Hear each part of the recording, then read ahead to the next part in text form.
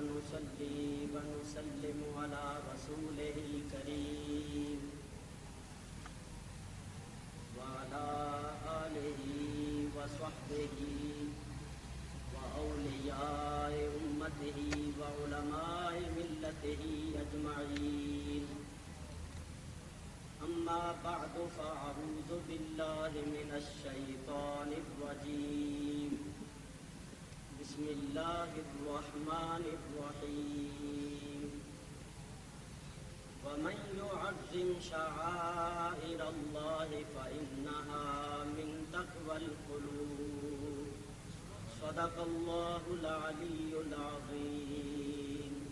دروشی پڑھیے. اللهم صل على سيدنا ومولانا محمد معدن الجود والكرم وآله وصحبه وبارك وسلم. الصلاة والسلام عليك يا رسول الله. الصلاة والسلام عليك يا حبيب الله. الصلاة والسلام عليك يا رحمة للعالمين وعلى آلك وأصحابك يا شفيع المذنبين.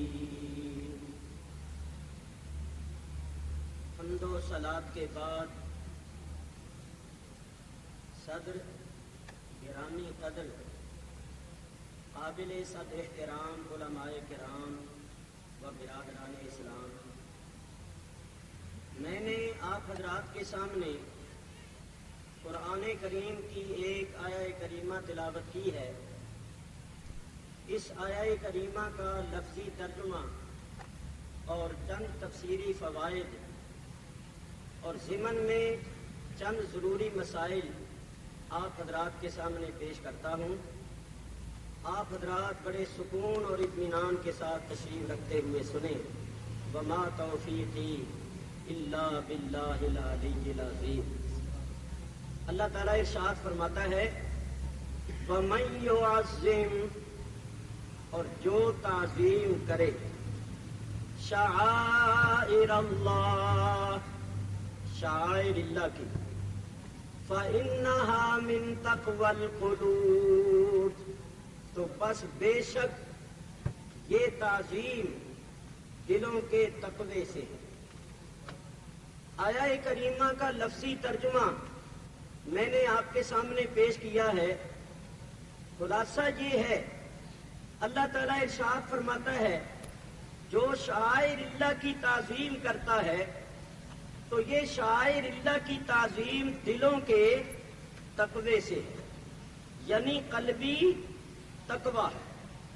میرے بزرگوں اور دوستوں، ایک ہوتا ہے جسمانی تقوی، بدنی تقوی، اور ایک ہوتا ہے قلبی تقوی.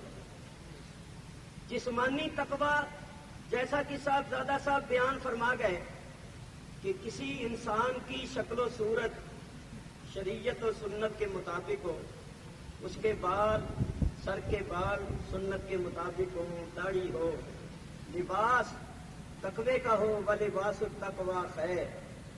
تو ظاہری شکل و صورت کا اسلام کے مطابق ہونا یہ ہے جسمانی اور بدنی تقوی. اور قلبی تقوی یہ ہے کہ مومن کے عقائد صحیح ہو. قلبی تقوی اسی کے اندر ہوگا جو صاحب ایمان ہوگا. جس کے دل میں ایمان ہوگا اس کے دل میں تقوی بھی ہوگا، کیونکہ قلبی تقوی کا تعلق اعمال کے ساتھ نہیں ہے بلکہ عقائد کے ساتھ ہے. تو اللہ تعالیٰ ارشاد فرماتا ہے کہ شعائر اللہ کی تعظیم کرنا یہ قلبی تقوی سے ہے، یعنی شعائر اللہ کی تعظیم وہی لوگ کرتے ہیں جو صاحبان ایمان ہوتے ہیں اور جن کے دلوں کے اندر تقوی ہوتا ہے. جس کی تائید ایک آیت سے سنیے اور پھر میں مضمون کو آگے بڑھاتا ہوں. اللہ تعالیٰ ارشاد فرماتا ہے لا ترفعوا اصواتکم فوق صوت النبی. اے ایمان والو، اے میرے نبی پاک کے صحابیوں، جب میرے نبی پاک سے گفتگو کرو تو دیکھنا دوران گفتگو کہیں تمہاری آواز میرے نبی کی آواز سے اونچی نہ ہو جائے. اگر آواز اونچی ہو گئی یعنی معمولی سی بے ادبی بھی ہو گئی اور تعظیم میں فرق آ گیا تو اس کا نتیجہ کیا ہوگا؟ ان تحبط اعمالکم وانتم لا تشعرون. تمہارے سارے عمل برباد ہو جائیں گے اور تمہیں خبر بھی نہیں ہوگی کہ اعمال کا سرمایہ کب لٹ گیا، اعمال کی پونجی کب ختم ہو گئی. چنانچہ آگے اللہ تعالیٰ ارشاد فرماتا ہے ان الذین یغضون اصواتهم عند رسول اللہ.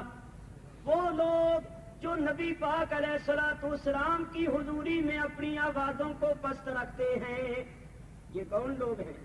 اولئک الذین امتحن اللہ قلوبہم للتقوی. یہ وہ لوگ ہیں جن کے دلوں کو اللہ تعالیٰ نے تقوی کے لیے جانچ لیا ہے، پرکھ لیا ہے، منتخب کر لیا ہے. معلوم ہوا کہ نبی کریم علیہ الصلوۃ والسلام کا ادب اور احترام وہی لوگ کرتے ہیں جن کے دلوں میں تقوی ہوتا ہے. تو قلبی تقوی کا تعلق تعظیم کے ساتھ ہے، احترام کے ساتھ ہے. جو تعظیم کرتا ہے سمجھ لو کہ اس کے دل میں تقوی ہے، اور جو تعظیم نہیں کرتا اس کے دل میں تقوی نہیں، چاہے ظاہری شکل و صورت اس کی مسلمانوں جیسی ہی کیوں نہ ہو.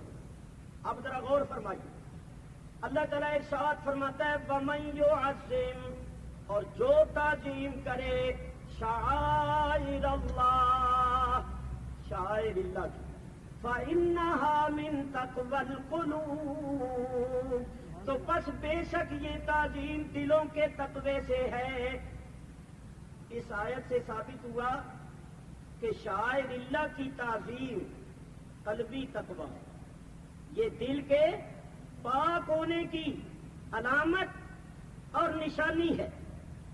اب دیکھنا یہ ہے کہ شاعر اللہ کون سی چیزیں، شاعر اللہ جن کی تعظیم کو اللہ تعالیٰ نے قلبی تقوی فرمایا ہے، وہ شاعر اللہ کون سی چیزیں ہیں.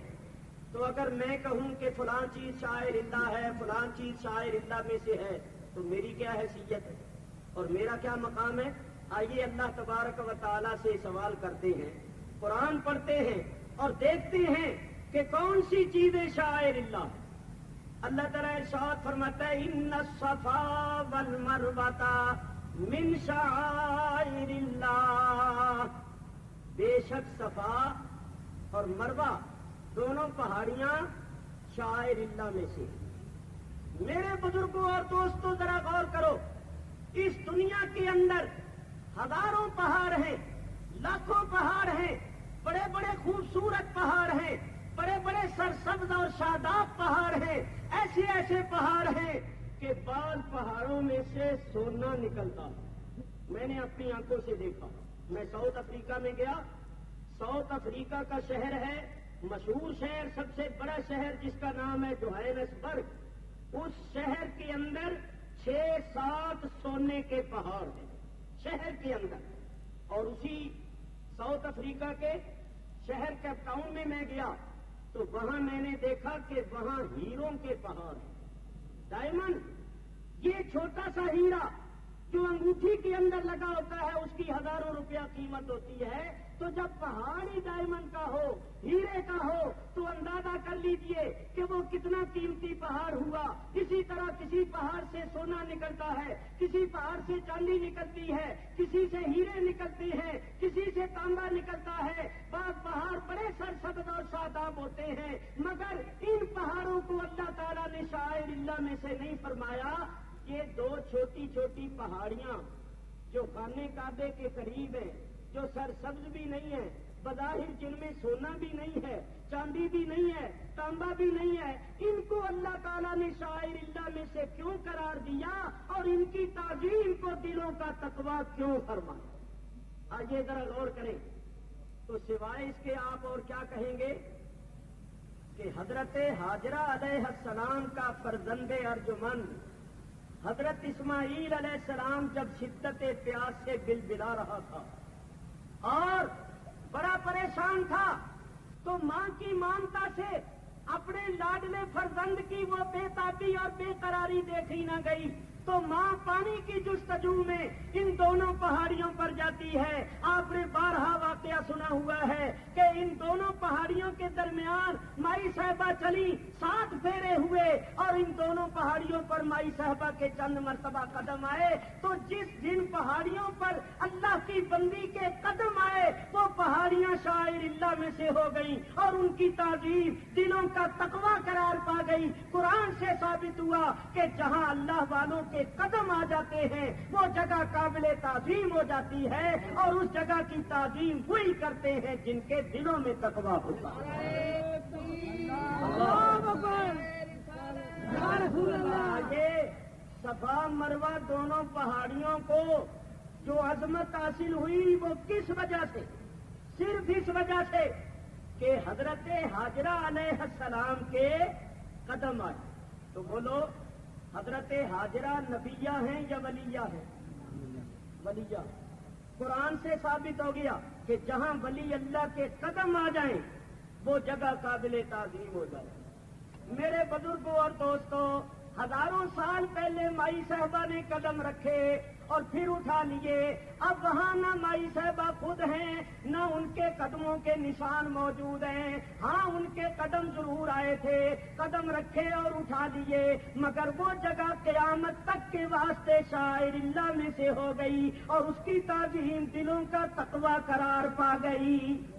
قرآن سے ثابت ہوا جہاں اللہ والوں کے قدم آ جاتے ہیں وہ جگہ قابل تعظیم ہو جاتی ہے۔ اور سنیے، رجب شریف کا مہینہ ہے، جگہ جگہ معراج شریف کا بیان ہوا ہوگا اور انشاءاللہ ہوگا۔ آپ نے علماء سے سنا ہوگا اور سنیں گے۔ ہمارے نبی کریم علیہ الصلوۃ والسلام کی سواری جب مسجد حرام سے مسجد اقصی کی طرف چلی تو راستے میں آیا مدینہ طیبہ، جس کا پہلا نام ہے یثرب۔ جبریل امین نے کہا یا رسول اللہ یہ وہ بستی ہے جہاں آپ ہجرت کر کے تشریف لائیں، یعنی یہی وہ سرزمین ہے جس سرزمین کو آپ کے قدموں کو چومنے کا شرف حاصل ہوگا۔ اسی سرزمین پر آپ کی نبوت اور رسالت کے انوار جگمگائیں گے۔ یہی وہ سرزمین ہے جو قیامت تک آپ کے انوار و تجلیات سے جگمگائے گی، یہی آپ کی قبر انور ہوگی، یہی وہ مقدس بستی ہے جو آپ کی ہجرت گاہ ہے، اور یہی آپ کا مزار انور ہوگا۔ تو یہاں اتریے اور 2 رکعت نماز پڑھی۔ سرکار اترے، 2 رکعت نماز ادا کر، آگے تشریف لے گئے۔ آگے گئے تو ایک گاؤں آیا، جبریل امین نے کہا یا رسول اللہ اس گاؤں کا نام ہے مدین، اس گاؤں میں اللہ کے نبی حضرت شعیب علیہ السلام رہتے، یہاں بھی اتریے اور 2 رکعت نماز ادا کی۔ حضور علیہ الصلوۃ والسلام اترے، 2 رکعت نماز ادا فرمائی، آگے تشریف لے گئے۔ ایک پہاڑ آیا، جبریل امین نے کہا یا رسول اللہ یہ وہ پہاڑ ہے جس پر موسیٰ علیہ السلام اللہ سے ہم کلام ہوتے تھے، یہ کوہ طور ہے، یہاں بھی اتریے اور 2 رکعت نماز ادا فرمائی۔ حضور وہاں بھی اترے، 2 رکعت نماز ادا فرمائی، آگے تشریف لے گئے تو ایک مقام آیا جس کا نام ہے بیت اللحم، اسے یروشلم بھی کہتی ہیں۔ جبریل امین نے کہا یا رسول اللہ یہ وہ مقام ہے جہاں حضرت عیسیٰ علیہ السلام کی ولادت ہوئی تھی، یہاں بھی اتریے اور 2 رکعت نماز ادا فرمائیے۔ سرکار وہاں بھی اترے اور 2 رکعت نماز ادا فرمائی۔ مولوی اشرف علی صاحب تھانوی نے ان ساری حدیثوں کو اپنی کتاب نشر الطیب کے اندر نقل کیا ہے۔ میں ان کا حوالہ اس لیے پیش کر رہا ہوں کہ اپنے دوسروں کو بتانے کے لیے پیش کر سکے اور مخالف انکار کی جرأت نہ کرے۔ ان کا حوالہ پیش کر دینا یہ مخالفوں کے واسطے حجت کاملہ، خود ان کے حکیم الامت نے یہ حدیثیں نقل کی۔ تو ذرا غور سے سنو، جبریل امین نے جو نبی کریم سے عرض کیا کہ جہاں اتریے اور نماز پڑھیے، یہ جبریل نے اپنی طرف سے کہا تھا یا اللہ کے حکم سے کہا تھا؟ اللہ تعالیٰ ارشاد فرماتا ہے وَيَفْعَلُونَ مَا يُؤْمَرُونَ، فرشتے وہی کچھ کرتے ہیں جو ان کو حکم دیا جاتا ہے۔ تو ماننا پڑے گا کہ جبریل نے اپنی طرف سے نہیں کہا، بلکہ اللہ نے حکم دیا جبریل ان مقامات پر میرے حبیب کو اتارو اور نماز پڑھاؤ، اس لیے کہ میرے حبیب کی امت کو پتہ چل جائے کہ جن مقامات مقدسہ کی نسبت اللہ کے برگزیدہ بندوں کے ساتھ ہو جائے، ان مقامات کی زیارت کرنا اور وہاں تبرکاً نفل وغیرہ پڑھنا یہ ہمارے حبیب کی سنت ہے۔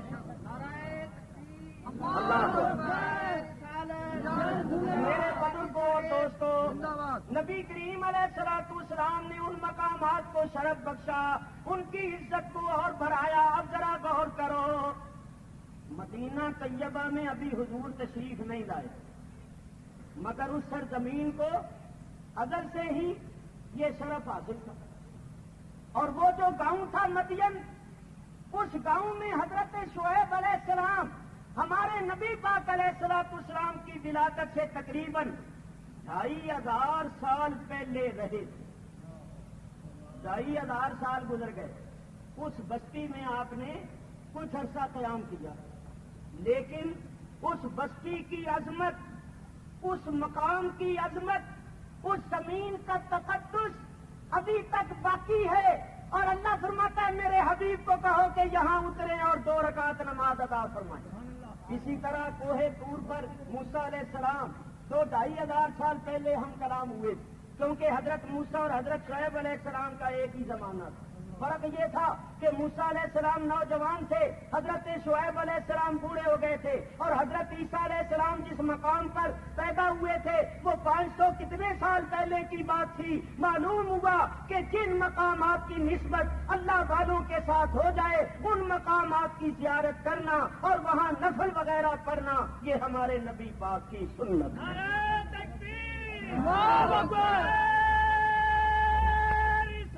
یا رسول اللہ، مولانا محمد شفیع صاحب کاروی زندہ باد۔ میں اس سے بھی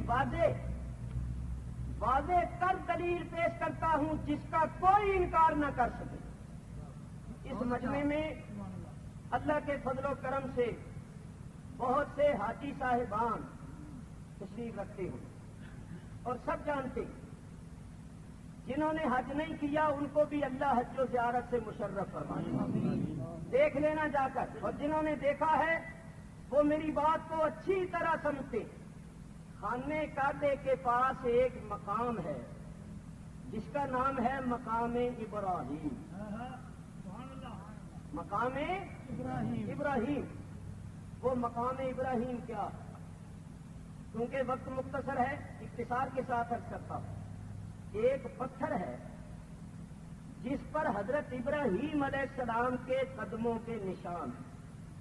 جب آپ نے بیت اللہ کی دیواروں کو اٹھایا تھا تو اس پتھر پر آپ کھڑے ہوئے، اس پتھر پر آپ کے قدموں کے نشان ہیں، اور وہ پتھر وہاں رکھا ہوا ہے، اور اس کے ارد گرد چھوٹی سی بڑی خوبصورت عمارت بنی ہوئی ہے، اوپر شیشے کا گنبد بنا ہوا ہے، یعنی اوپر سے اگر آپ دیکھیں تو اندر قدموں کے نشان نظر آتے۔ تو مقام ابراہیم کیا ہے؟ اس پتھر کا نام ہے جس پتھر پر حضرت ابراہیم علیہ السلام کے قدموں کے نشان۔ اللہ تعالیٰ قرآن پاک میں ارشاد فرماتا ہے فَاتَّخِذُوا مِن مَّقَامِ إِبْرَاهِيمَ مُصَلًّى۔ اے حرم میں آنے والوں، اے پاک وادی میں آنے والوں، اے حج و زیارت کو آنے والوں، ہے تو ساری ہی پاک وادی، ہے تو سارا ہی حرم، ہے تو سارا ہی کعبے کا ماحول اور مطاف اور مذاق، مگر نماز کی جگہ مقام ابراہیم کو بناؤ۔ وَاتَّخِذُوا مِن مَّقَامِ إِبْرَاهِيمَ مُصَلًّى، مقام ابراہیم کو نماز کی جگہ بناؤ۔ غور کرنا، اس میں بڑے مسئلے، ہے تو ساری مقدس وادی، سارا حرم، ساری پاک وادی، مگر ایک بات کرتا ہوں جو میرے ذوق کی ہے، کسی کو پسند آئے تو رکھ لے، نہیں تو واپس کر دینا۔ اللہ فرماتا ہے تو ساری پاک وادی، مگر سجدے آ کے وہاں کرو، سر آ کے وہاں جھکاؤ جہاں کسی کا نقشے کفے پا ہے، جہاں کسی کا نقشے کفے پا ہے وہاں آ کر نماز پڑھو۔ میرے بزرگوں اور دوستوں، یہ لوگ تو کہتے ہیں کہ جہاں ولیوں کے مزارات ہیں وہاں مسجدیں نہ بناؤ۔ اللہ فرماتا مزارات تو بڑی چیز ہے، جہاں ان کے پیروں کے نشان ہیں وہاں بھی مسجد بناؤ اور نماز پڑھو۔ یہ مزارات اولیاء کے ساتھ مسجد بنانے کی بہت بڑی دلیل۔ میرے بزرگوں اور دوستوں، حضرت ابراہیم علیہ السلام نے ہزاروں سال پہلے اس پتھر پر قدم رکھے، قدم اٹھا لیے۔ اب اس پتھر پر حضرت ابراہیم کے قدم نہیں ہیں، صرف قدموں کے نشان ہیں۔ وہاں نماز پڑھو تو نماز کی زیادہ فضیلت ہے، وہاں نماز پڑھنا زیادہ فضیلت کا باعث ہے۔ اور علماء بیٹھی ہیں، پوچھو ان سے، وہاں دعا زیادہ قبول ہوتی ہے۔ جن مقامات پر دعائیں زیادہ قبول ہوتی ہیں ان مقام میں ایک مقام ابراہیم بھی ہے۔ تو ذرا سوچو، خدا نے آپ کو عقل و شعور سے نوازا ہے۔ حضرت ابراہیم علیہ السلام نے ہزاروں سال پہلے ایک پتھر پر قدم رکھے، اٹھا لیے، اب صرف نشان رہ گیا۔ جب ان کے قدموں کی نشان کی عظمت اور برکت کا یہ عالم ہے تو جن قبروں میں وہ سر سے لے کر پیر تک خود بنفس سے نفیس آرام فرما ہے، وہ جگہ کتنی بابرکت اور کتنی باعظمت۔ ابھی حضرت مولانا فرما رہے تھے، کسی نے کہا ہے کہ صحابہ کرام نے حضور کو دفن کر کے ظلم کیا۔ ارے تم سمجھے نہیں ہو، یہ تو دیکھو، تم نبی کریم کی قبر کو صرف قبر سمجھتے ہو، تمہیں یہ معلوم نہیں ہے کہ سرکار کی قبر مقدس عرش معلیٰ سے بھی افضل ہے۔ صحابہ کرام نے کہاں رکھا؟ سرکار کی قبر انور تو عرش معلیٰ سے بھی افضل ہے، جو کسی گڑھے میں نہیں گئے، وہ تمہارے طرح کسی گڑھے میں نہیں گئے، ان کی قبر مقدس تو عرش معلیٰ سے بھی افضل ہے۔ ارے ان کی تو بڑی شان ہے، ان کے غلاموں کی قبریں جنت کا باغ ہوگی۔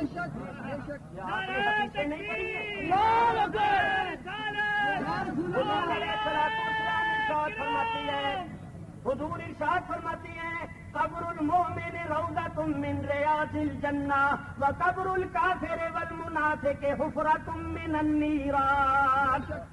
مومن کی قبر جنت کا ایک باغ ہے، اسی لیے تو ہم کہتے ہیں روضہ، روضہ کہتے ہیں باغ کو، اور انہوں نے کبھی روضہ نہیں کہا، کبھی نہیں کہتے، حضور کے روضے کو بھی روضہ نہیں کہتے، قبر کہتے، نبی کی قبر، یہ روضے کے قائل ہی نہیں۔ جب مومنوں کی قبر جنت کا باغ ہے تو سرکار دو عالم کی قبر انور کیا ہے؟ سرکار کی قبر انور تو عرش معلیٰ سے بھی افضل ہے۔ تو صحابہ نے کون سا ظلم کیا؟ سرکار وہاں تشریف لے گئے، اس مقام میں جلوہ گر ہے جو مقام عرش معلیٰ سے بھی افضل ہے۔ اور دیکھیے، مومن کی قبر جنت کا باغ ہوتی ہے، میں قرآن سے ثابت کرتا ہوں، اور ان کی قبروں کا بھی حال بتاتا ہوں، اسی واسطے یہ اعتراض کرتے ہیں۔ قرآن پڑھ کے دیکھو، اللہ تعالیٰ ارشاد فرماتا ہے، فَأَمَّا إِن كَانَ مِنَ الْمُقَرَّبِينَ، اگر مرنے والا مقربوں میں سے ہو، فَأَمَّا إِن كَانَ مِنَ الْمُقَرَّبِينَ، اگر وصال پانے والا، انتقال کرنے والا مقربوں میں سے ہو تو پھر اس کے لیے کیا ہے؟ فَرَوْحٌ وَرَيْحَانٌ وَجَنَّتُ نَعِيمٍ، اس کے واسطے تین چیزیں ہیں۔ کیا تین چیزیں ہیں؟ فَرَوْحٌ، ایک تو روح، روح کے معنی ہے راحت، اس کو تکلیف نہیں ہوتی، اس کو کوئی تکلیف نہیں ہوتی، وہ راحت میں آتا ہے، اس کے لیے راحت ہی راحت ہے۔ فَرَوْحٌ، ایک تو اس کے لیے روح، راحت۔ کیوں راحت ہے؟ یہ حضور کی بات نہیں ہو رہی، حضور کے غلاموں کی ہو رہی، مقربوں کی ہو رہی۔ ان کا وصال ان کے لیے تکلیف کا باعث نہیں، راحت ہے۔ اور کیوں راحت ہے؟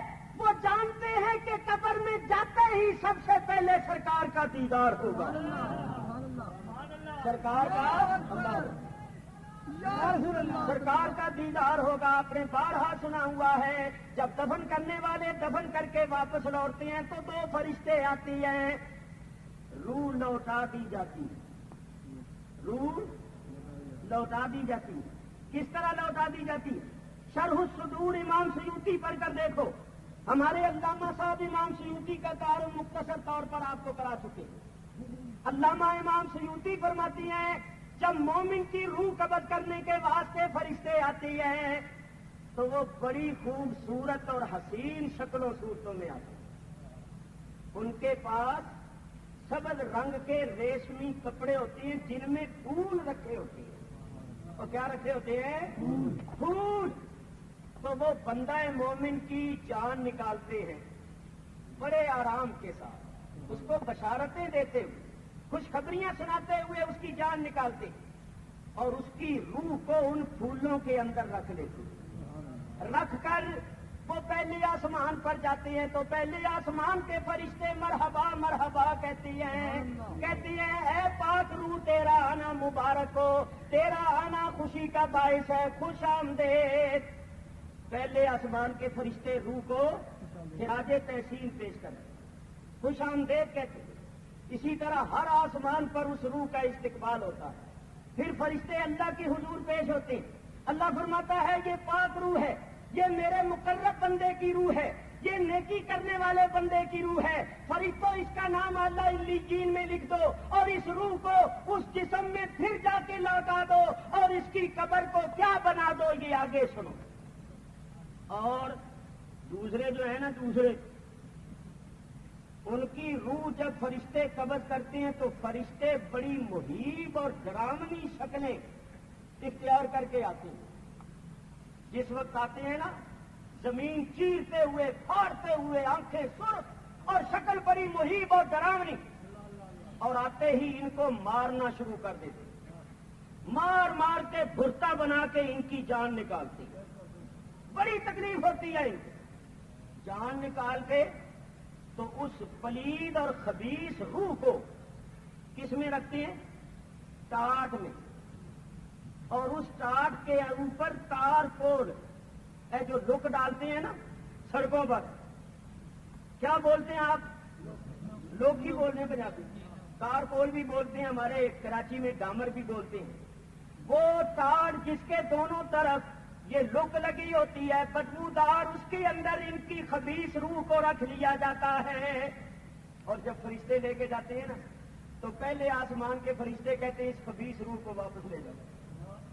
اس خبیث روح کے لیے دروازے نہیں کھلیں گے, اس کو کوئی مرحبا نہیں, کوئی خوش آمدید نہیں. یہ خبیث روح ہے, اس روح پر اللہ کی لعنت ہو. فرشتے وہی سے ہی واپس کر دیتے ہیں. چنانچہ نبی کریم نے یہ فرما کر آیت پڑھی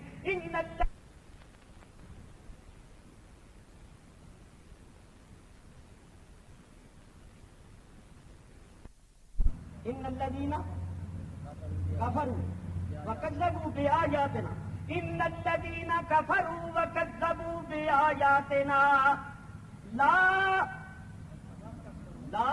تفتح لهم ابواب السماء, ان کے واسطے آسمانوں کے دروازے نہیں کھلتے. اس روح کو اللہ فرماتا ہے جسم میں واپس لوٹا دے, اس کو بھی واپس لوٹا دیا جاتا ہے. اور اللہ فرماتا ہے اس کا نام سجین والوں میں لکھ دو, اس کی روح کو مقید کر دو اور اس کی روح, اس کی قبر کو جہنم کا کڑا بنا دو. چنانچہ ذرا دیکھو جہاں بات ہو رہی ہے مقربوں کی بات سنو. فَأَمَّا إِنْ كَانَ مِنَ الْمُقَرَّبِينَ, اللہ فرماتا ہے اگر انتقال کرنے والا مقربوں میں سے ہو تو اس کے لیے کیا ہے؟ فَرَوْحٌ, ایک تو راحت, وَرَيْحَانٌ, اور ریحان. بتائیے حضرات علماء کرام ریحان کس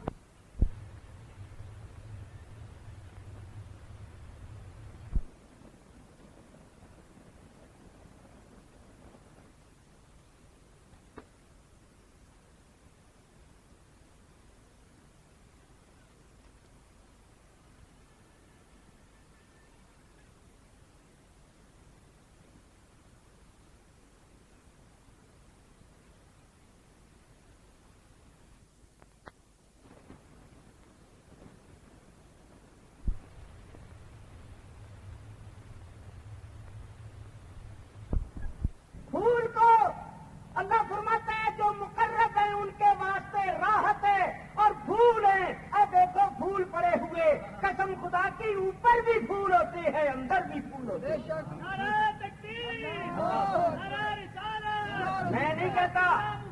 پاکستان شرح الصدور کے اندر امام سیوطی لکھتے ہیں کہ مومن کی قبر کے اندر بھی پھول بچھا دیے جاتے ہیں. پہلے روح نکالی, اس کو بھی پھولوں میں رکھا. جب قبر میں آئے, قبر بھی پھولوں سے بھر دی گئی, اندر بھی پھول, باہر بھی پھول. ان کے نہ اندر پھول ہوتے ہیں نہ باہر پھول ہوتے ہیں, اور یہ کہتے ہیں پھولوں کا ڈالنا جائز ہی نہیں. اللہ تعالیٰ فرماتا ہے اس واسطے کہ ان کی قبریں پھولوں کے قابل ہی نہیں ہیں.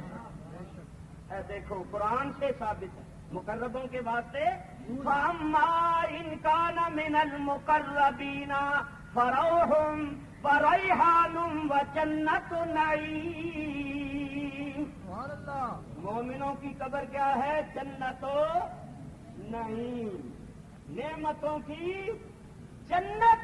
کسی واسطے تو فرمایا وَلِمَنْ خَافَ مَقَامَ رَبِّهِ جَنَّتَانِ. اس کے واسطے دو جنتیں ہیں جو اللہ سے ڈرتا ہے. کون سی دو جنتیں؟ ایک جنت عالم برزخ میں ان کی قبر کو جنت بنا دیا جاتا ہے, اور ایک قیامت کے بعد اس کو جنت ملے گی. ان کو دونوں جہان میں جنتیں ملتی. اور دوسرے جو ہیں اللہ فرماتا ہے وَأَمَّا إِنْ كَانَ مِنَ الْمُكَذِّبِينَ الضَّالِّينَ فَنُزُلٌ مِّنْ حَمِيمٍ وَتَصْلِيَةُ جَحِيمٍ. ان کے واسطے نہ راحت ہے, نہ پھول ہے, نہ نعمتوں کی جنت. ان کے واسطے کھولتا ہوا پانی اور جہنم کی آگ. تو ان کی قبر کیا ہوتی ہے؟ جہنم کا گڑا. اور مومن کی قبر جنت کا باغ. جب مومنوں کی قبر جنت کا باغ ہے تو نبی کریم کی قبر تو عرش معلیٰ سے بھی افضل ہے.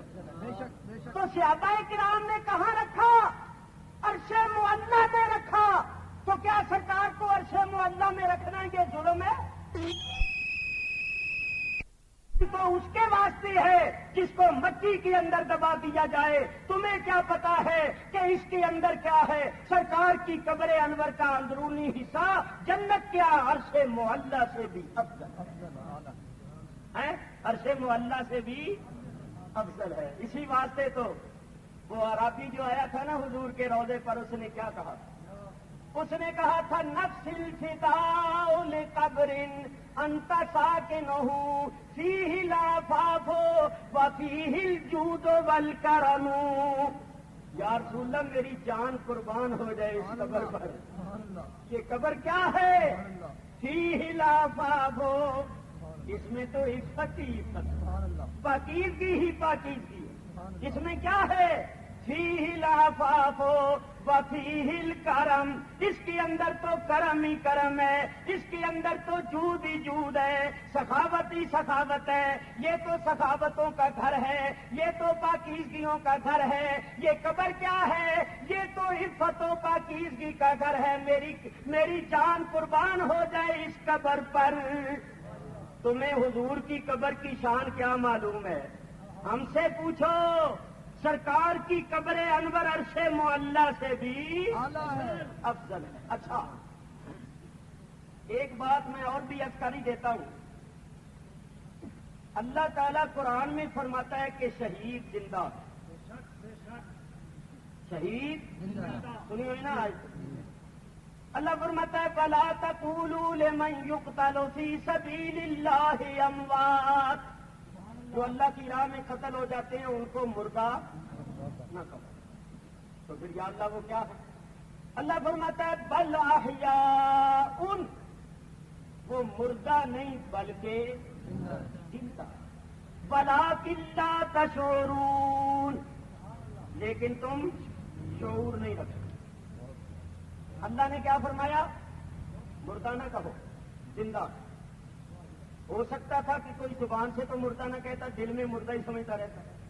تعبیر کا میدان تو بڑا وسیع ہے. اللہ نے ایک اور آیت تو اللہ فرماتا ہے فَلَا تَحْسَبَنَّ الَّذِينَ قُتِلُوا فِي سَبِيلِ اللَّهِ أَمْوَاتًا. جو اللہ کی راہ میں قتل ہو جاتی ہیں, جان قربان کر دیتی ہیں, ان کو مردہ نہ کہو, وہ زندہ ہیں. نہیں نہیں, کہنا تو درکنار. اللہ فرماتا ہے فَلَا تَحْسَبَنَّ, ارے زبان پر لانا تو درکنار, دل میں گمان بھی نہ کرنا.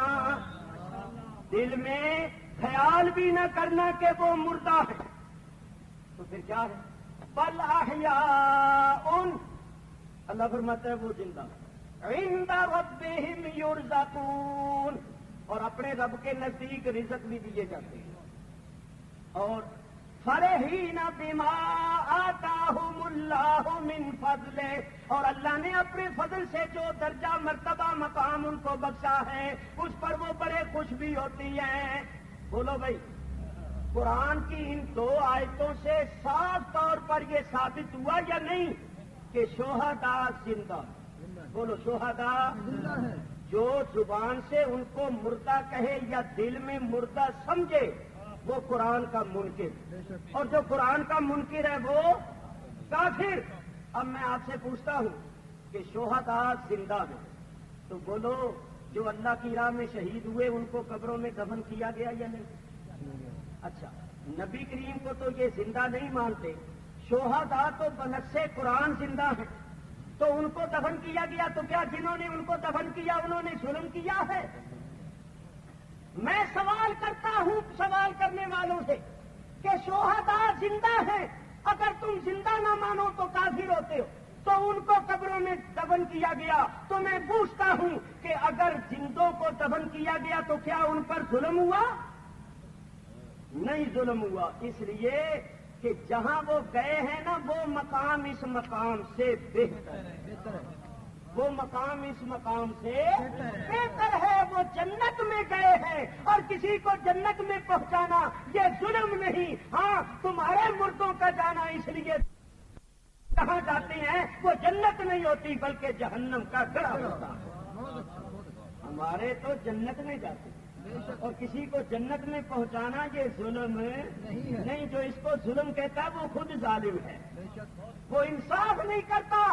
اور اہل سنت و جماعت کا یہ مذہب ہے کہ انبیاء کی حیات شہداء کی حیات سے افضل، اکمل اور اعلیٰ اور بالا ہے. تو جب شہیدوں کے بارے میں اللہ فرماتا ہے کہ ان کو مردہ گمان بھی نہ کرو، تو جن کی زندگی شہیدوں سے بھی افضل و اعلیٰ ہے ان کو مردہ کس طرح گمان کیا جا سکتا ہے؟ حضور کہاں ہیں؟ بولو حضور کی قبر انور جنت، اس پر 1000 جنتیں قربان. میں یہاں ایک بات کرتا ہوں کیونکہ میرے جانے کے بعد کوئی نہ بولے، گنجائش باقی نہ رہے. میں نے ایک دن تفسیر مظہری کا مطالعہ کر رہا تھا، رات کو سوتے وقت میں تھوڑی دیر کوئی نہ کوئی کتاب پڑھتا ہوں، پڑھتے پڑھتے جب نیند آ جاتی ہے تو کتاب رکھ دیتا ہوں اور سو جاتا ہوں.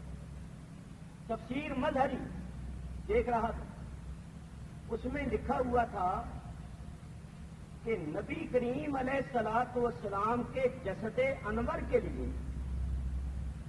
مٹی جنت سے لائی گئی. نبی کریم صلی اللہ علیہ وسلم کے جسد انور کو بنانے کے لیے اللہ نے مٹی کہاں سے منگوائی؟ جنت سے. اور جب میں نے یہ روایت پڑھی تفسیر مظہری کے اندر تو مجھے بخاری شریف کی حدیث یاد آئی، میرے ذہن میں آئی. بخاری شریف کے اندر حدیث ہے کہ جہاں سے کسی کی مٹی جاتی ہے وہ وہیں دفن ہوتا ہے، وہیں دفن ہوتا ہے. تو میں نے خیال کیا کہ حضور علیہ الصلوۃ والسلام کا روضہ انور مدینے میں، تو معلوم ہوا کہ جسد انور کے لیے جو مٹی گئی وہ مدینے سے، مدینے کی سرزمین سے گئی. اور یہ صاحب مظہری لکھ رہے ہیں کہ جنت سے آئی. تو اگر جنت سے مٹی آئی تو حضور جنت میں ہوتے، تو حضور تو مدینے میں ہے. تو میں جب سوچنے لگا تو واللہ اسی وقت میرے ذہن میں آیا کہ میرے آقا نے فرمایا ما بین بیتی و منبری روضۃ من ریاض الجنہ. میرا گھر اور میرا منبر، یہ میرے منبر اور میرے گھر کے درمیان کا یہ جو ٹکڑا ہے یہ جنت کے باغوں میں سے ایک باغ ہے. اللہ اکبر، یا رسول اللہ، خطیب اہل سنت مولانا محمد شفیع صاحب زندہ باد. میں نے کہا الحمدللہ، حضور کے لیے مٹی جنت سے گئی اور حضور جنت میں ہی تشریف فرما ہے. یہ نہ سمجھنا ویسے ہی فرما دیا. میں حوالہ پیش کرتا ہوں. یہ تبلیغی جماعت جو پھرتی ہے بسترے اٹھائے ہوئے، ان کے بڑے مولوی محمد زکریا صاحب نے فضائل حج میں لکھا ہے کہ یہ جو ٹکڑا ہے منبر شریف سے لے کر حضور کے روضہ انور تک، یہ ٹکڑا کل قیامت کے دن بعین ہی زمین سے اٹھا کر جنت میں رکھ دیا جائے گا. یہ ٹکڑا جنت سے ہی آیا ہے اور جنت سے ہی واپس چلا جائے گا. معلوم ہوا کہ حضور کے روضہ اقدس پر بعین ہی جنت ہے. حضور کے روضے پر بعین ہی جنت ہے، اور جو وہاں چلا جاتا ہے وہ جنت میں چلا جاتا ہے. جو وہاں چلا جاتا ہے وہ جنت میں چلا جاتا ہے. تو سرکار جنت میں ہی جلوہ افروز ہیں، تو صحابہ نے کہاں پہنچایا؟ ارے جنت میں پہنچایا. اور جب حضور کے قدم آ گئے، جب حضور کا جسم انور اس سرزمین کے ساتھ لگا، تو پہلے تو وہ جنت تھی، سرکار کے جسم کی برکت سے وہ عرش سے بھی افضل ہے. اعلیٰ حضرت امام اہل سنت فرماتے ہیں اس طرف روضے کا نور، اس طرف منبر کی بہار. اس طرف روضہ کا نور، اس طرف منبر کی بہار. بیچ میں جنت کی پیاری پیاری پیاری واہ واہ. بیچ میں جنت کی پیاری پیاری پیاری واہ واہ. تو حضور کہاں تشریف لے گئے؟ جنت میں. صحابہ نے کہاں پہنچایا؟ جنت میں. اور جب حضور وہاں گئے، دیکھو جب اس زمین کے ٹکڑے کے ساتھ جسم انور لگا تو وہ زمین کا ٹکڑا عرش معلیٰ سے بھی افضل ہو گیا. ذرا غور کرو، اس زمین کے ساتھ اس زمین کے ٹکڑے کے ساتھ جو حضور انور کا جسم لگا وہ وصال سے پہلے لگا یا وصال کے بعد؟ وصال کے بعد. معلوم ہوا وصال کے بعد بھی فیض جاری ہے، اور ایسا جاری ہے کہ جس زمین کے ساتھ جسم لگا حضور نے فیض پہنچا کے زمین کے اس ٹکڑے کو عرش معلیٰ سے افضل بنا دیا. تو انہوں نے انبیاء و اولیاء کے مقامات کی عظمت کو نہیں سمجھا. اللہ تعالیٰ ارشاد فرماتا ہے وَاتَّخِذُوا مِن مَّقَامِ إِبْرَاهِيمَ مُصَلًّى. مقام ابراہیم کو نماز کی جگہ بناؤ. مقام ابراہیم میں دعا زیادہ قبول ہوتی ہے، نماز پڑھو تو اس کی فضیلت زیادہ. کیوں؟ وہاں ابراہیم علیہ السلام کے قدموں کے صرف نشان ہیں. تو ذرا سوچو، جہاں اللہ والوں کے قدموں کے نشان ہیں، جب وہ جگہ اس قدر برکت اور عظمت والی ہے، تو جہاں وہ سر سے لے کر آرام فرما ہے ان کی وہ قبریں کتنی عظمت اور برکت والی ہو. مگر ان مقامات کی عزت اور تعظیم وہ کرتے ہیں جن کے دلوں میں تقویٰ، اور جو تعظیم نہیں کرتا سمجھ لو بے شک اس کی شکل صورت مومنوں والی ہے مگر دل تقوی سے خالی. دل تقوی سے خالی ہے. جس کے دل میں ایمان ہوگا وہ اللہ والوں کے مقامات کی تعظیم کرے گا. اور دلیل پیش کرتا ہوں، بہت اچھا. حاجیوں سے پوچھو، جب میدان عرفات سے آتی ہیں تو کہاں ٹھہرتے ہیں؟ مزدلفے. مزدلفے کے ساتھ ہی ایک وادی ہے جس کا نام ہے وادی محصر. وادی محصر سین کے ساتھ وادی محصر. یہ وادی کون سی ہے؟ یہ وہ وادی ہے جہاں اصحاب فیل پر عذاب آیا. وہ ابرہہ بن سبا الاشرم جو 60,000 کا لشکر اور 12 جنگی ہاتھی لے کر آیا تھا معاذ اللہ خانہ کعبے کو گرانے کے واسطے، تو اللہ تعالیٰ نے ابابیلوں کا لشکر بھیجا تھا اور اس کو تہس نہس کر دیا. دلیل پیش کرتا ہوں، بہت اچھا. حاجیوں سے پوچھو، جب میدان عرفات سے آتی ہیں تو کہاں ٹھہرتے ہیں؟ مزدلفے مزدلفے کے ساتھ ہی ایک وادی ہے جس کا نام ہے وادی محصر. وادی محصر سین کے ساتھ وادی محصر. یہ وادی کون سی ہے؟ یہ وہ وادی ہے جہاں اصحاب فیل پر عذاب آیا. وہ ابرہا بن سبا الاشرم جو 60,000 کا لشکر اور 12 جنگی ہاتھی لے کر آیا تھا معاذ اللہ خانے کعبے کو گرانے کے واسطے، تو اللہ تعالیٰ نے ابابیلوں کا لشکر بھیجا تھا اور اس کو تہس نہس کر دیا تھا. تو یہی وہ وادی ہے جہاں ان پر عذاب آیا. اب ذرا غور سے سنو. نبی کریم علیہ الصلوۃ والسلام ایک مرتبہ اپنے صحابہ کے ساتھ اس وادی میں سے گزرے. حضور نے فرمایا میرے صحابیوں اس وادی سے جلدی گزر جاؤ، اس وادی سے جلدی گزر جاؤ اور رو. اگر رونا نہیں آتا رونے جیسی شکل بنا لو، جلدی اس وادی سے گزر جاؤ، کیونکہ یہ وہ وادی ہے جس وادی میں اللہ کا عذاب نازل ہوا. تو عذاب تو نازل ہوا تھا کتنا عرصہ پہلے؟ عذاب کب نازل ہوا تھا؟ حضور کی ولادت سے پہلے. اور یہ واقعہ ہے دعوی نبوت کرنے کے بعد. تو عذاب آیا پرسوں پہلے، مگر اس عذاب کے اثرات ابھی تک موجود ہیں. اور اب بھی حکم ہے کہ وہاں نہ ٹھہرو. چنانچہ وہاں کی حکومت نے بورڈ لگائے ہوئے، تختیاں لے کے لگائی ہوئی ہیں کہ یہاں سے آگے وادی محصر، وہاں ٹھہرنا جائز نہیں. معلوم ہوا ابھی تک عذاب کے آثار موجود ہیں، قیامت تک نوست موجود رہے گی. تو جہاں عذاب نازل ہوتا ہے، اگر عذاب کے اثرات ہزاروں سالوں تک باقی رہتے ہیں تو ماننا پڑے گا کہ جہاں رحمتیں نازل ہوتی ہیں ان رحمتوں کی برکات بھی ہمیشہ باقی رہتی ہیں. نعرہ تکبیر، اللہ اکبر، نعرہ رسالت. یہی وجہ ہے کہ جبریل امین نے کہا یا رسول اللہ یہ گاؤں حضرت شعیب علیہ السلام کا ہے.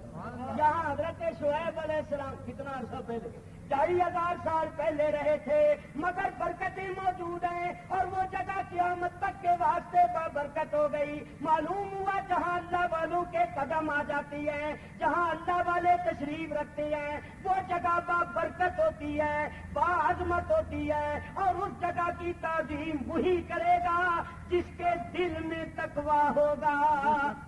اور یہ تعظیم نہیں کرتے، یہ تعظیم نہیں کرتے. ثابت ہوا ان کے دلوں میں تقوی نہیں. اور جب تقوی نہیں ہے تو ایمان بھی، کیونکہ جس کے دل میں ایمان ہوگا اس دل میں تقوی بھی ہوگا. اور جب تقوی نہیں تو ایمان نہیں. تو میاں یاد رکھو ہم مقامات مقدسہ کی تعظیم اس لیے کرتے ہیں کہ ان مقامات کی نسبت اللہ والوں سے ہو. آئیے اب صحابہ کرام کو دیکھیے، کیونکہ حضور نے فرمایا نا کہ میری امت میں 73 فرقے ہو جائیں گے. صحابہ نے کہا سب جنت میں جائیں گے؟ فرمایا کلہم فی النار الا واحد، سب دوزخ میں جائیں گے ایک جنتی ہوگا سوائے ایک کے. ایک جنت میں جائے گا. تو صحابہ نے کہا یا رسول اللہ اس کی پہچان؟ فرمایا ما انا علیہ و صحابی، وہ اس طریقے پر ہوگا جس طریقے پر میں ہوں اور میرے اصحاب. حضور کے طریقے کو کہتے ہیں سنت، اور حضور کے اصحاب ہیں جماعت. مشکات شریف پڑھ کر دیکھو، حضور نے فرمایا یہ جماعت ہے اور ید اللہ علی الجماع، کسی جماعت پر اللہ کا ہاتھ ہے. یاد رکھنا اس جماعت سے علیحدہ نہ ہونا. تو نبی کریم کے طریقے کو کہتے ہیں سنت. حضور فرماتے ہیں جنتی وہ ہوگا جو میرے طریقے پر ہوگا، یعنی میری سنت پر عمل کرنے والا ہوگا. اور حضور کی سنت پر عمل کرنے والے کو کہتے ہیں اہل سنت. نعرہ تکبیر، اللہ اکبر. اور حضور کی اصحاب جماعت. تو جنتی وہ ہوں گے جو حضور کے نقش قدم پر چلنے والے، حضور کی سنت پر عمل کرنے والے اور صحابہ کرام کے طریقے پر چلنے والے. اور یہ بھی آپ نے سنا ہے کہ حضور فرماتے ہیں صحابی کا نجوم، میرے صحابہ تاروں جیسے.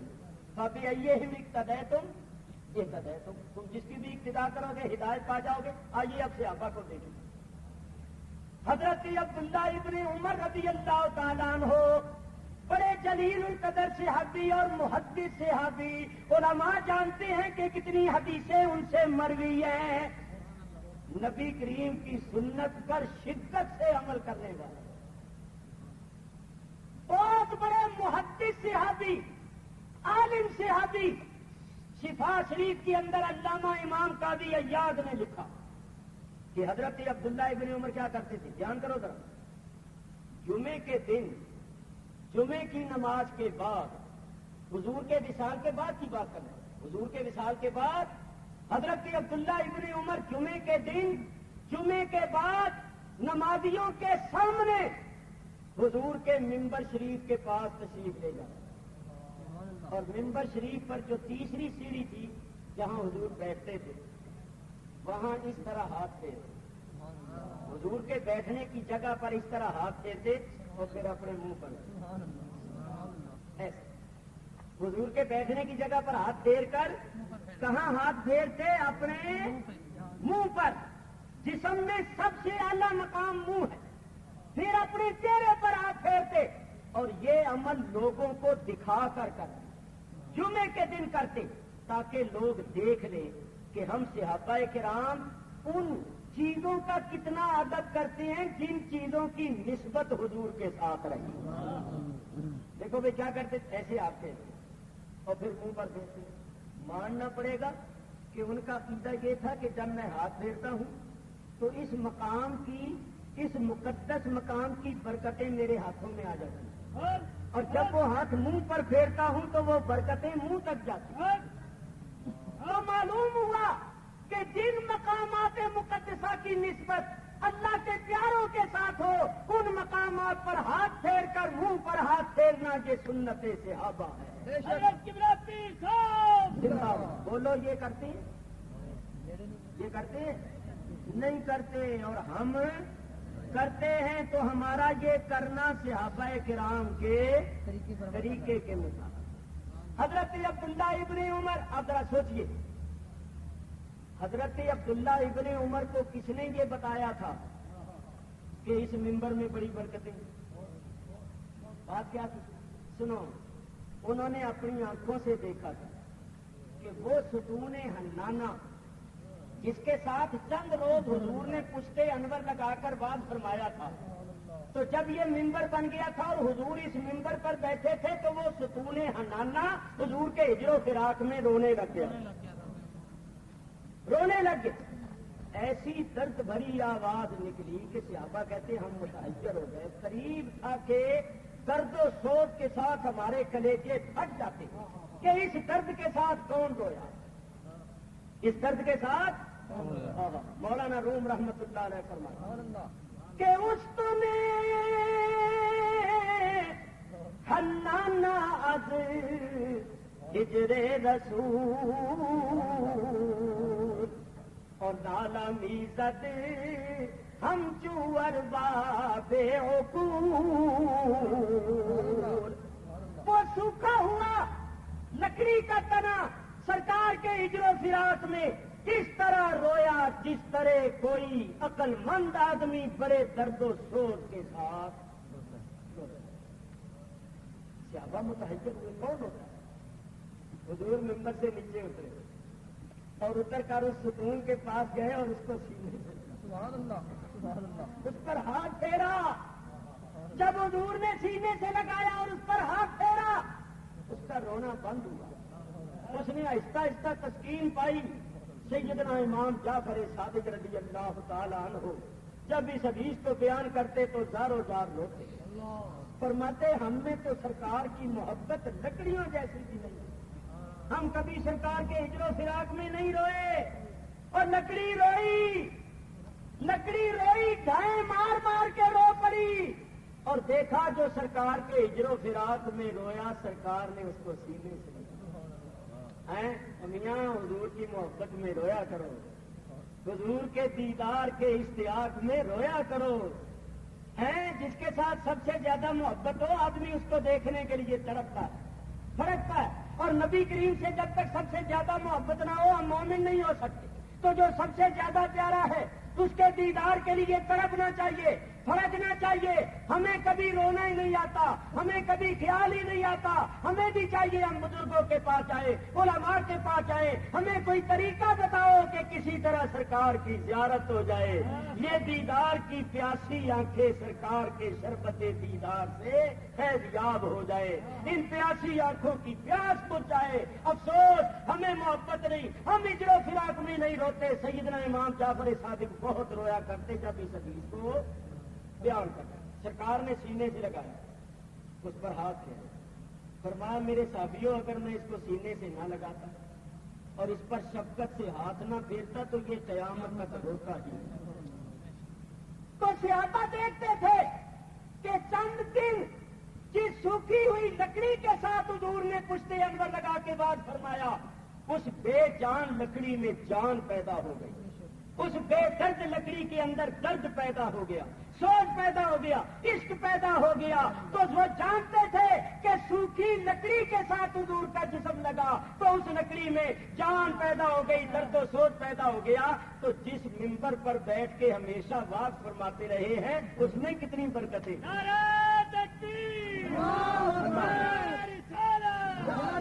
میرے بزرگوں اور دوستوں، حضرت عبداللہ ابن عمر ممبر پر ہاتھ پھیرتے اور پھر منہ پر ہاتھ پھیرتے.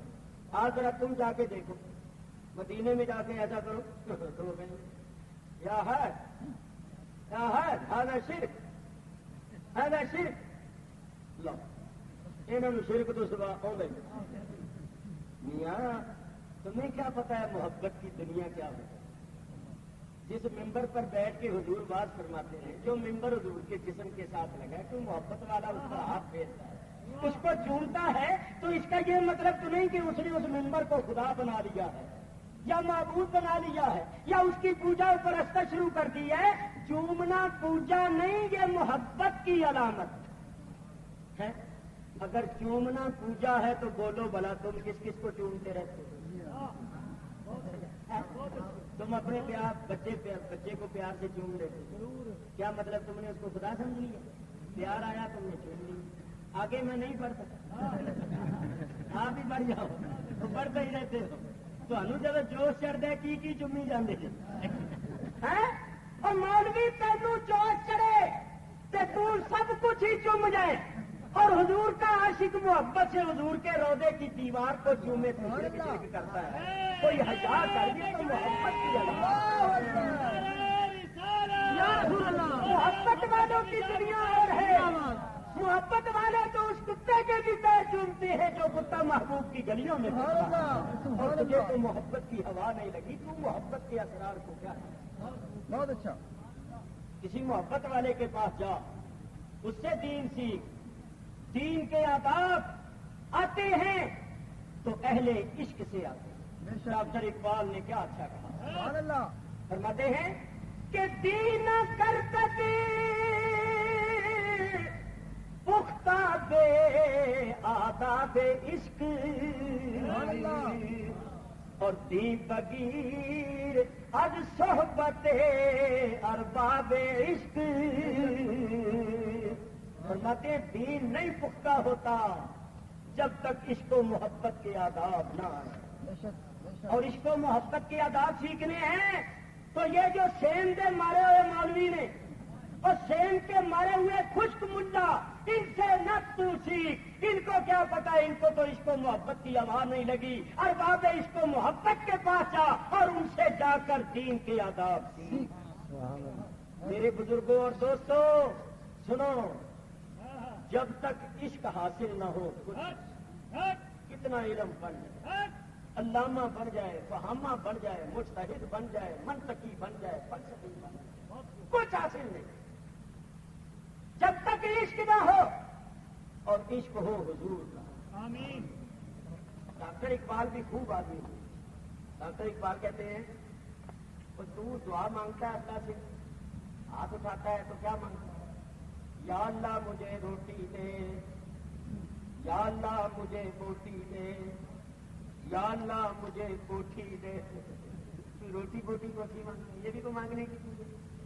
ڈاکٹر اقبال کہتے ہیں تجھے میں بتاؤں کیا مانگ. ذرہ عشق نبی از حق طلب. یہ دعا کیا کر مولا اپنے حبیب کے عشق کا ایک ذرہ ہی ذرہ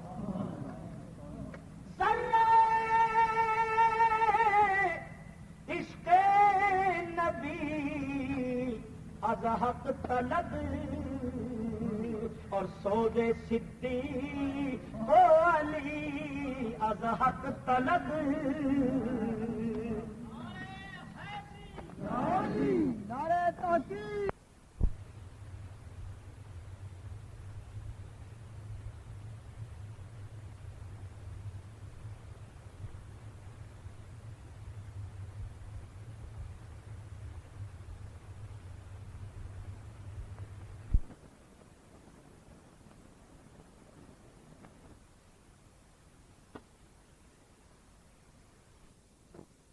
عطا فرما دے وہ درد و سوز عطا فرما جو تو نے صدیق اکبر اور مولا علی کو عطا فرما. یہ دعا کیا کر تڑپنے پھڑکنے کی توفیق دے دل مرتضی سوز صدیق. عشق جس دل میں نہیں وہ دل نہیں اور یار کے رہنے کی وہ منزل نہیں. میں آپ کو انصاف کا واسطہ دے کر پوچھتا ہوں یہ جو کہتے ہیں حضور کے روضے پر جانا شرک ہے. مدینے جاؤ تو حضور کی زیارت کی نیت نہیں ہے, مسجد کی نیت ہے. وہاں کے در و دیوار کو ہاتھ لگانا شرک ہے, چومنا شرک ہے. ایمانداری سے بتاؤ یہ محبت والوں کی بات ہے؟ محبت والا کبھی ایسا کہتا ہے؟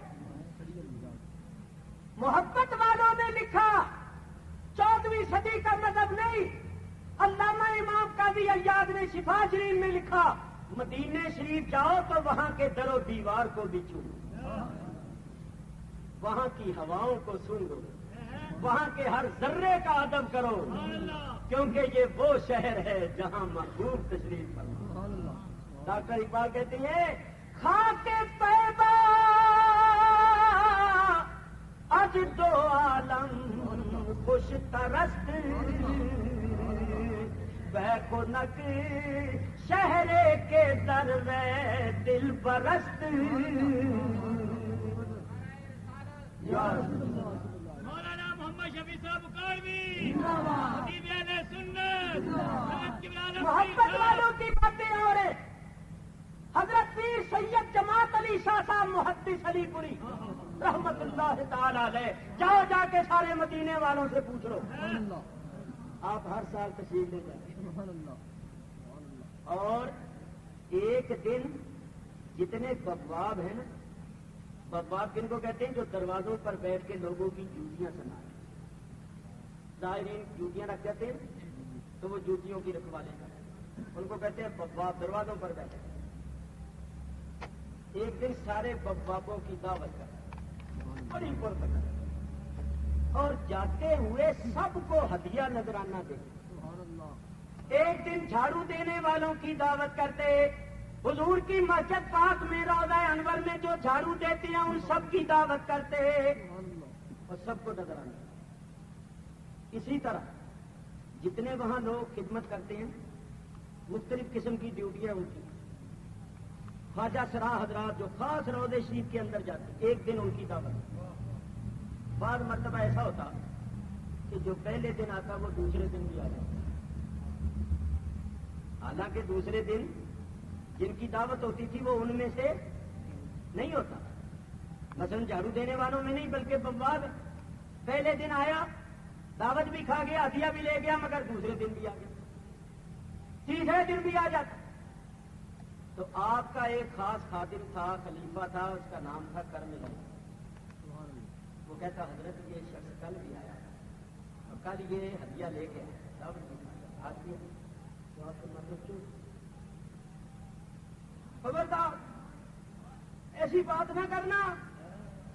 اور جماعت علی کے پاس جو کچھ ہے وہ سب کچھ حضور کا ہے. چاہے روز آ جائے میرا گوشت بھی کھا جائے میرا سب کچھ لے جائے, یہ حضور کے دربار کے غلام چاہے روز آئے. یہ نہ کہو کل آیا تھا آج پھر آگے روز آئے میں روز دوں تب بھی حق ادا نہیں ہوتا. جماعت علی کے پاس جو کچھ ہے وہ اس کا اپنا نہیں حضور کا. اچھا بات یہ کرنی تھی. ایک دن مرید زیارت کرنے کے واسطے گئے شہر سے باہر کسی مقام. دیر ہو گئی رات کو جب واپس آئے تو راستے میں ایک کتا مدینے شریف کا کتا ان کو دیکھ کر بھونکنے لگا. بھونکتا وہ آگے بڑھا. حضرت صاحب کے مرید نے سمجھا کہ آگے بڑھ کر کاٹے گا. اس نے زمین سے ایک پتھر اٹھایا اور کتے کو مارا. اتفاق سے وہ پتھر کتے کو ڈھک گیا اور وہ بیچارہ چاؤں چاؤں کرتا ہوا چلا گیا. تین بھائیوں نے کہا تو نے اچھا نہیں, تم نے مدینے شریف کے رہنے والے کتے کو پتھر مارا ہے, یہ تو نے اچھا نہیں. وہ کہنے لگا اگر میں نہ مارتا تو وہ کاٹ جاتا. تو نے کاٹ ہی جاتا تو نے پتھر نہیں مارا. آگے اور دوسرے پیر بھائیوں نے حضرت صاحب سے اس کا ذکر کر دیا. جو ہی حضرت صاحب نے سنا کہ میرے مرید نے مدینے شریف کے کتے کو پتھر مارا, آپ کی چیخ نکل گئی. فرمایا تو نے جماعت علی کی محنت کو برباد کرنے کی کوشش کی ہے. تو نے حضور کی گلی کے رہنے والے کتے کو پتھر مارا. تو آج جلدی چل میرے ساتھ, مجھے بتا وہ کون سا کتا ہے. ننگے پیر بھاگے, ننگے پیر چل اسی محلے میں گئے تو کتا تو وہیں رہتا ہے. مریدوں نے کہا حضرت یہ ہے. اس کتے کے پاس جا کر اس طرح گلے میں سانبا ڈال لیا اور کہا او محبوب کی گلی میں رہنے والے کتے, میرے مرید نے تجھے پتھر مارا ہے, میں سید جماعت علی معافی مانگنے آیا. رو رہے ہچکیاں بندھی ہوئی ہے. اور محبوب کی گلیوں میں رہنے والے کتے, میں سید جماعت علی معافی مانگتا ہوں, مجھے معاف کر دے. رو رہے ہیں اور معافی مانگ چاروں قطار رو. پھر حضور کے روضے پر واپس آئے, وہاں آ کر روئے اور معافی مانگی اور روز اس کتے کو گوشت کھلاتے تھے, اچھی اچھی چیزیں کھلاتے تھے. اور اس مرید پر ناراض ہو گئے کہ تو نے مدینے شریف کی گلی کے کتے کو پتھر کیوں مارا. یہ محبت والوں کی دنیا تو یہ ہے, وہ ان کتوں کو بھی ادب کی نگاہ سے دیکھتے ہیں جو محبوب کی گلیوں میں کتے ہیں. ان لوگوں کو کیا ہے, ان کو محبت کی دولت, اور جس کو حضور کی محبت نہیں ملی اس کو کچھ بھی نہیں, کچھ بھی نہیں. حضور کی محبت مانگا, عشق مانگا کرو, عشق ملتا ہے ان لوگوں سے. ان لوگوں سے حضور کی محبت اور عشق ملتا ہے. بات دور چلی گئی. میں یہ عرض کر رہا تھا, اللہ تعالیٰ ارشاد فرماتا ہے صفا اور مروہ دونوں پہاڑیاں شعائر اللہ میں سے ہیں. تو بولو ان کی تعظیم دلوں کا تقویٰ قرار پائے گی یا نہیں؟ تو ان پہاڑیوں کو یہ عزت کس وجہ سے ملی؟ صرف اس وجہ سے کہ حضرت مائی ہاجرہ علیہ السلام کے قدم آئے, ہزاروں سال پہلے قدم آئے, مگر پہاڑیاں قیامت تک کے لیے شاعر اللہ میں سے ہو گئی اور ان کی تعظیم دلوں کا تقویٰ قرار پا گئی. آئیے ایک آیت اور سنیے, پھر میں گفتگو جلدی ختم کروں. اللہ تعالیٰ ارشاد فرماتا ہے وَالْبُدْنَ جَعَلْنَاهَا لَكُم مِّن شَعَائِرِ اللَّهِ. کیوں جی یہ قرآن کی آیت ہے یہ نہیں؟ وَالْبُدْنَ, بدنا کس کو کہتے ہیں؟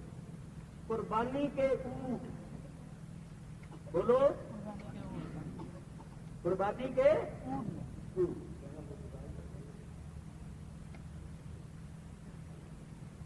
قربانی کے اونٹ, وہ جانور جو قربانی کی نیت سے خرید لیا جائے اس کو کہتے ہیں بدن.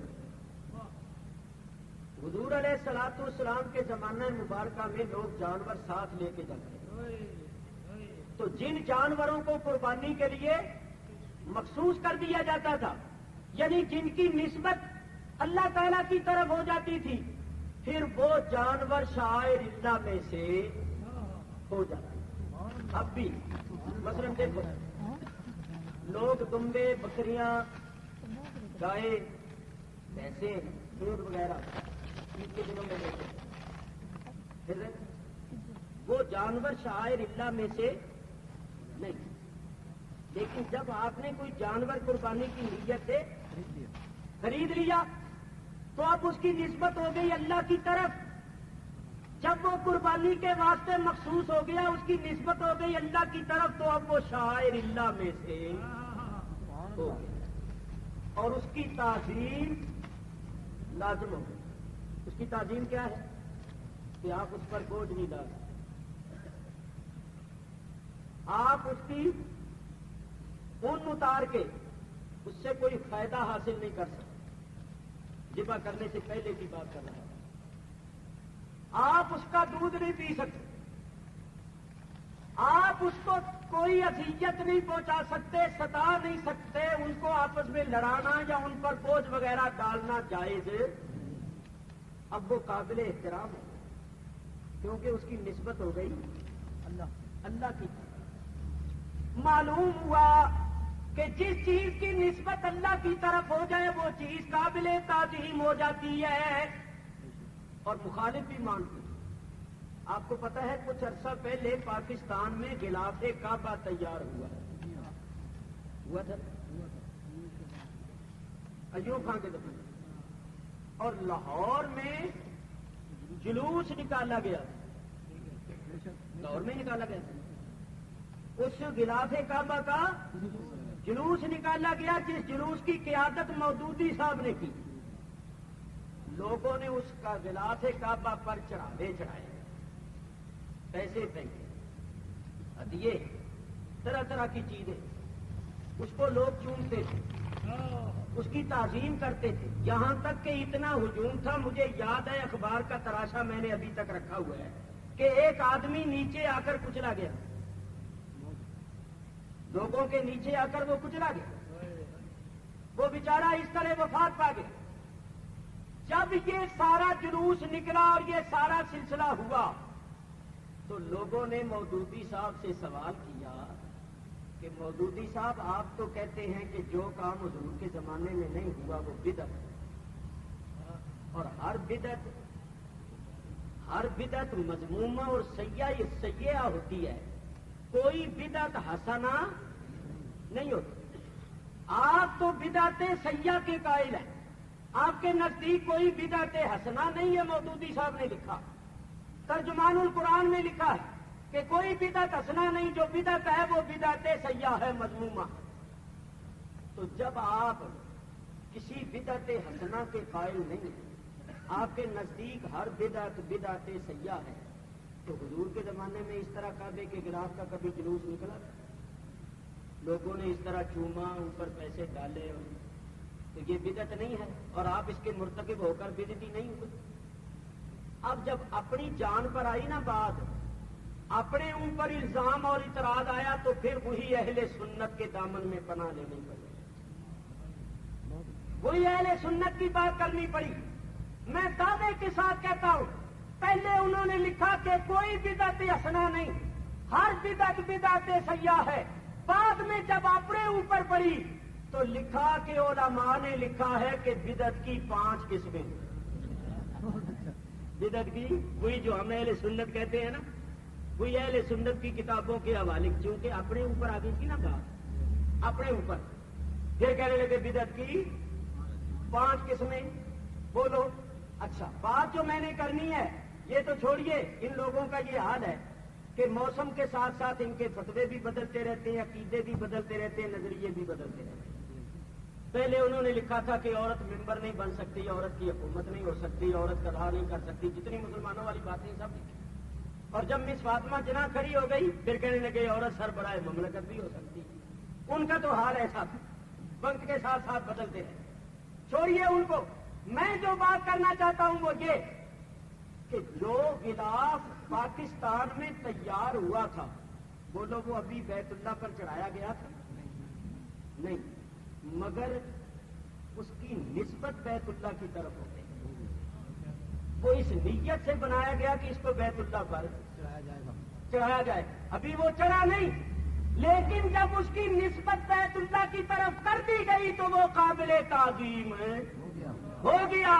یہاں سے بھی ثابت ہوا کہ جن چیزوں کی نسبت قابل تعظیم مقامات سے یا قابل تعظیم بندوں کے ساتھ ہو جائے ان کی تعظیم کرنا یہ جائز ہے. جو اس کو شرک وغیرہ کہتا ہے وہ بالکل غلط ہے. نعرہ تکبیر، نعرہ رسالت، اہل سنت والجماعت بریلوی. ایک بات اور ایسی کرتا ہوں کہ یہ علماء کرام تو اللہ کے فضل سے بہت زیادہ جاننے والے ہیں. جو علماء نہیں ہیں وہ بھی بڑی آسانی کے ساتھ سمجھ ہیں. آپ حضرات قرآن شریف کو چومتے ہیں یا نہیں؟ آنکھوں سے لگاتے ہیں، سینے سے بھی لگاتے ہیں، اور صحابہ کرام بھی قرآن کو سینے سے لگاتے ہیں. علامہ سیوطی نے تفسیر اتقان میں لکھا ہے صحابہ قرآن کو کتنی دیر سینے سے لگا کے یہی کہتے رہتے تھے، ہاذا کلام ربی، ہاذا کلام ربی، یہ میرے رب کا، یہ میرے رب. میاں یہ ساری باتیں محبت ہے. محبت والا تو محبوب کی چٹھی کو بھی چومتا ہے. نی چٹھی سجنا دیے، اور محبت والا تو محبوب کی چٹھی کو بھی چومتا ہے. آنکھوں سے لگاتا ہے، سینے سے لگاتا ہے. یہ تو محبوب حقیقی کی چٹھی ہے، یہ محبوب حقیقی کا کلام ہے. اس کو چومنا اس کے ساتھ محبت ہونے اور اس کی تعظیم کی علامت. اچھا، آپ قرآن شریف کو چومتے ہیں یا نہیں چومتے؟ میں پوچھتا ہوں جب آپ قرآن کو چومتے ہیں تو اس میں قرآن کون سی چیز ہوتی ہے؟ جو قرآن شریف کے اوپر غلاف چڑھا ہوا ہے کپڑے کا، کیا وہ قرآن ہے؟ وہ کپڑا تو پاکستان میں بنا، وہ کپڑا تو قرآن نہیں.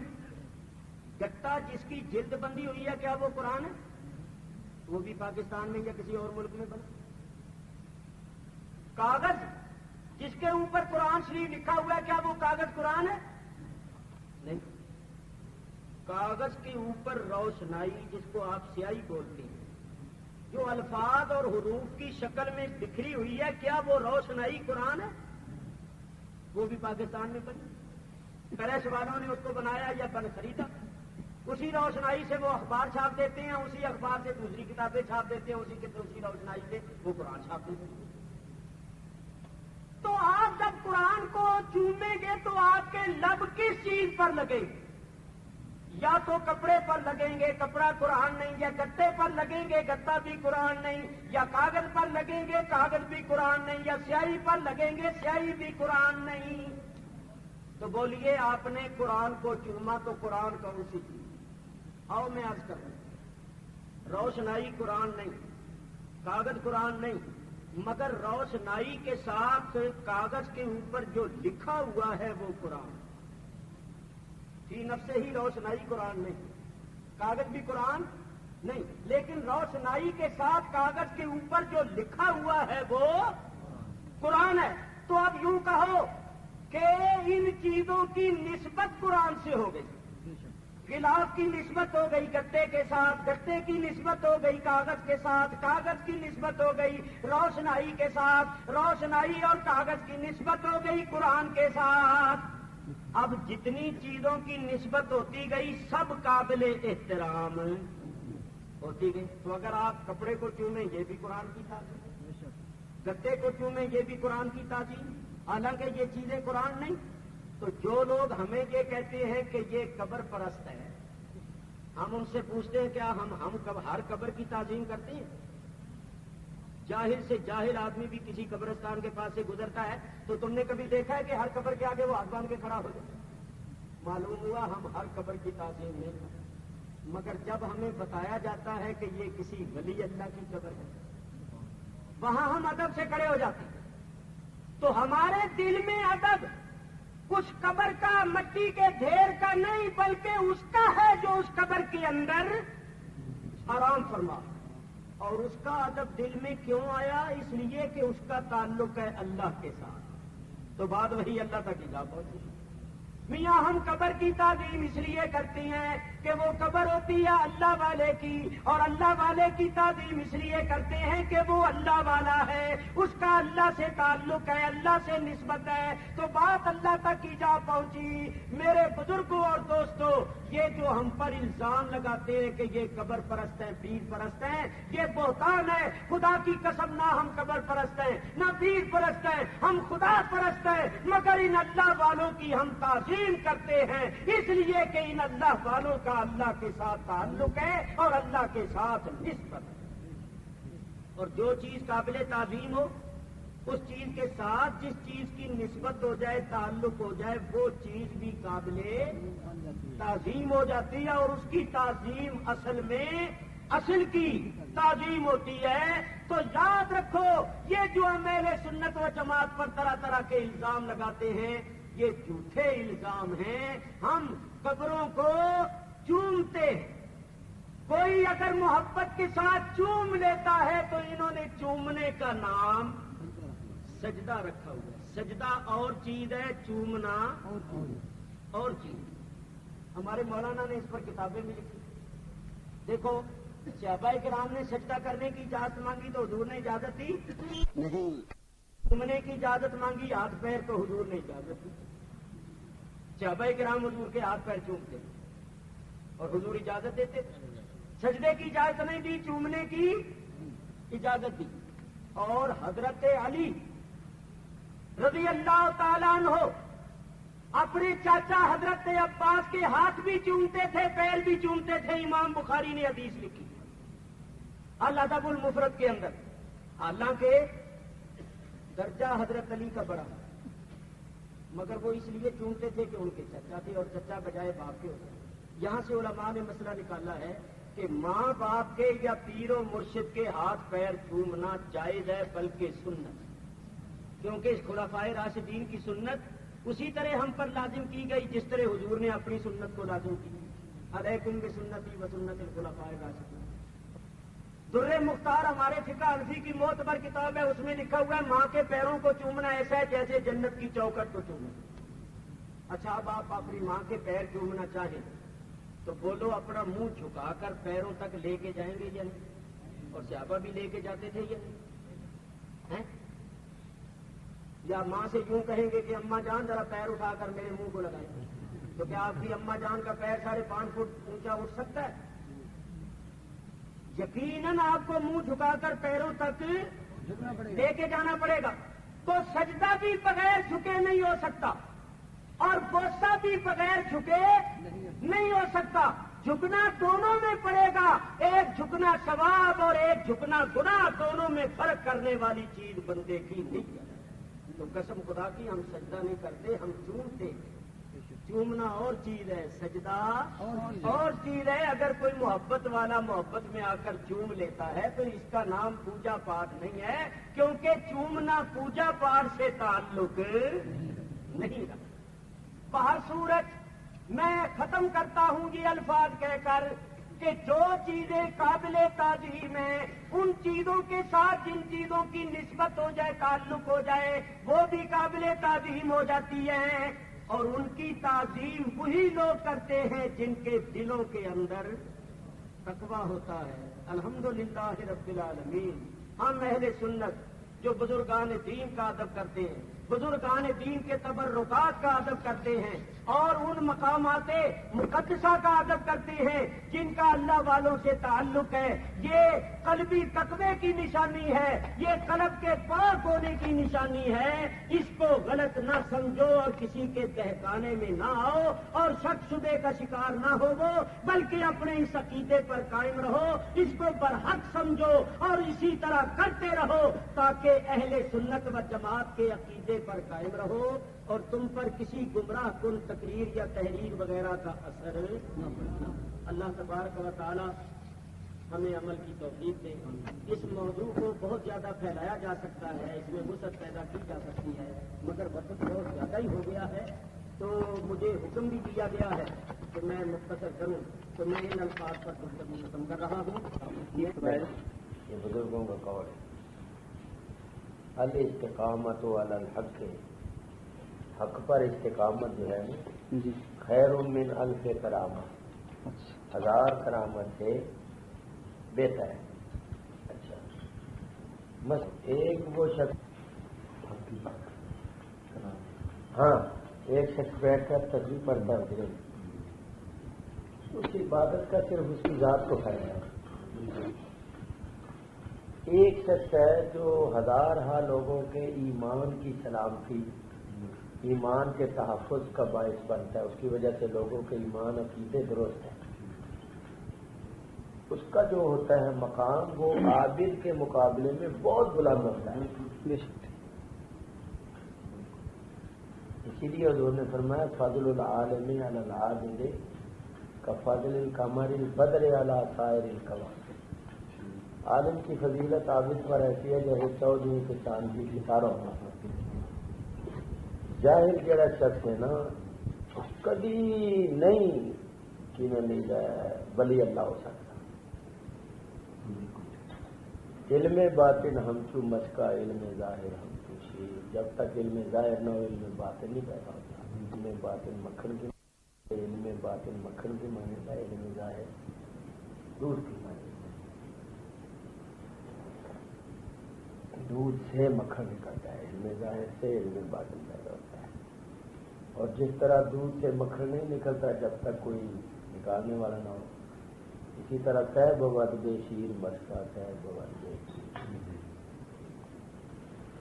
تو میری اس ساری تقریر کا لب لباس یہ ہے کہ پیری مریدی کا حاصل صرف یہ ہے کہ جو شخص صاحب اجازت اور خلافت ہو اس سے پوچھ کر وظیفے پڑھے. بات کہ حضرت وہ آپ کو اجازت ہے، آپ کا سلسلہ ہے تو آپ ہمیں اجازت دے دی، اس کے آپ اپنے آپ بھی دروشی پڑھ سکتے ہیں. کسی کے مرید ہوں گے اس نے بھی آپ کو درود پڑھانا ہے. اب یہ رات جو لڑکا مرید ہوا ہے اس کو انہوں نے کلمے پڑھائے ہیں، توبہ استغفار کروائی، لیکن وظیفہ کو نہیں بتایا کہ تو نے پڑھنا کیا ہے، تو نے کرنا کیا ہے. جی جی یعنی اس کو کچھ نصیحتیں کرتے کہ بھائی شریعت کی پابندی کرنا، یہ وہ فلاں وقت یہ پڑھنا، فلاں وقت یہ پڑھنا. تو صرف یہ ہے پیری مریدی کا حاصل. باقی جتنا کوئی ڈھنگ بنا لے ڈھگنے کا یا جو کچھ وہ الگ بات ہے. باقی صرف یہی ہوتا ہے کہ اجازت آپ کو ہے، آپ ہمیں دے دیجئے تاکہ یہ سلسلہ متصل ہو جائے تو اس کے اوپر. یہ پیر کی مثال حکیم کی سی ہے اور مرید کی مثال ایسی ہوتی ہے جیسے کہ مریض، کہ وہ اس کی نبض کو دیکھے، نباز ہو اور اس کی حیثیت کے مطابق اس کو کچھ کرے بتائے.